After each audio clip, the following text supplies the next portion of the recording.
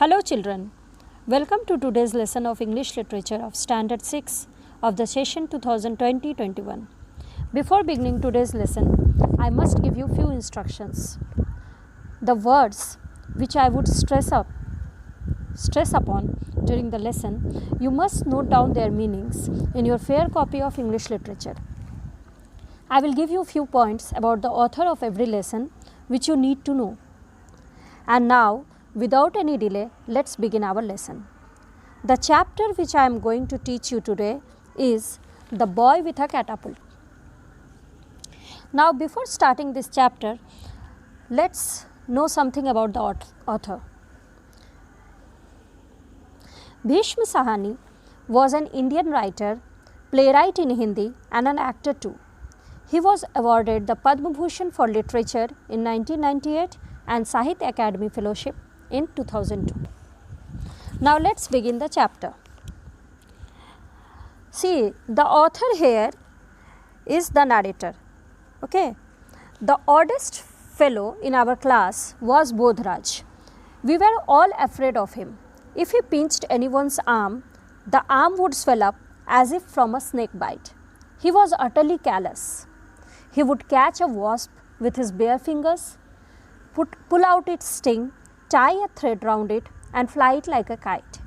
He would pounce on a butterfly and crush it between his fingers, or else stick a pin through it and put it in his notebook. Okay, now let's have an explanation of the first paragraph. Bodhraj was a little different from other persons, other students in the class of the narrator, and all his classmates were afraid of him because he was a mischievous kind of a boy. He was very naughty, and whenever he pinched anyone's arm, the arm would swell up, okay, as if from a snake bite. Means he used to pinch it so hard that it would swell up. He would catch a wasp with his bare fingers. Wasp means the black and yellow kind of an insect which has sting in it. That means which we call in Hindi tataiya or birni. Pull out its sting, tie a thread round it and fly it like a kite. Okay, he used to pull out its sting, then he used to tie a thread round it, and then he used to make a kite and fly it, okay, like a kite. He would pounce on a butterfly and crush it between his fingers. He would jump on the butterfly, he would crush it between his fingers, and then he would stick, or else what he used to do, he used to stick a pin through it and put it in his notebook. Okay. So this much is clear. He always had a catapult in his hand and was an excellent shot. His favorite targets were birds. He would stand under a tree, take aim, and the next moment bird cries would rend the air and the fluff of feathers would float down. Or else he would climb up a tree, take away the eggs and destroy the nest. See, now it's described how mischievous he was. He always had a catapult in his hand. Catapult means V-shaped stick, a Y-shaped stick, okay, with a thread around it, so that we can take an aim. Okay, it's given in the picture also. We call it in Hindi gulail. Okay, and he was an excellent shot. That means he had an excellent aim. Okay, and his favorite targets were birds. He used to shoot at the birds, and he would stand under a tree. He would take aim like if he was a sharpshooter. Okay, and the next moment bird cries would rend the air. Means the birds were so afraid of him, of his shots, that all over the surroundings only bird cries could be heard, and the fluff of feathers would float down. Means when he used to shoot, he would shot at the birds, the fluff of feathers would float down and get scattered underneath. Or else he would climb up a tree, take away the eggs and destroy the nest.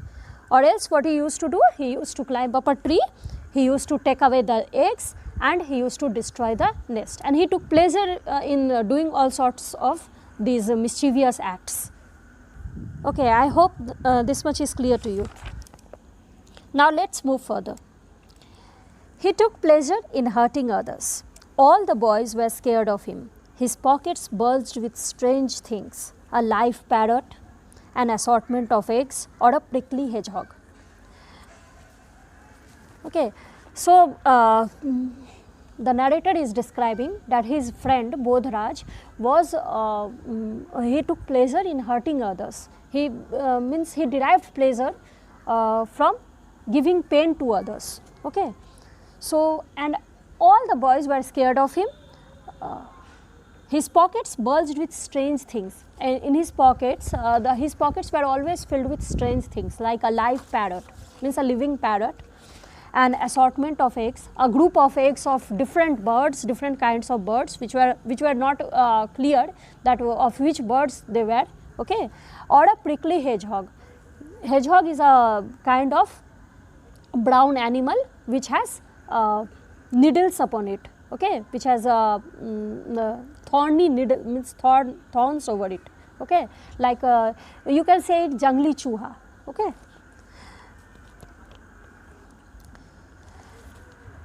Now see, in this paragraph the author is, the narrator is describing about his own house, okay. We had just moved into a large bungalow on the outskirts of the city. It had brick floors, high walls, a slanting roof and a garden full of trees and shrubs. Means it was an old bungalow, okay, which was on the outskirts of the city. It was built upon the means and it has an ancient infrastructure, okay. So it had brick floors, it had high walls, a slanting roof and a garden full of trees and shrubs. See, follow the picture. The picture is given over there. So though comfortable, it seemed rather empty and big, okay. Means the author is the narrator is telling that it was comfortable, but he was not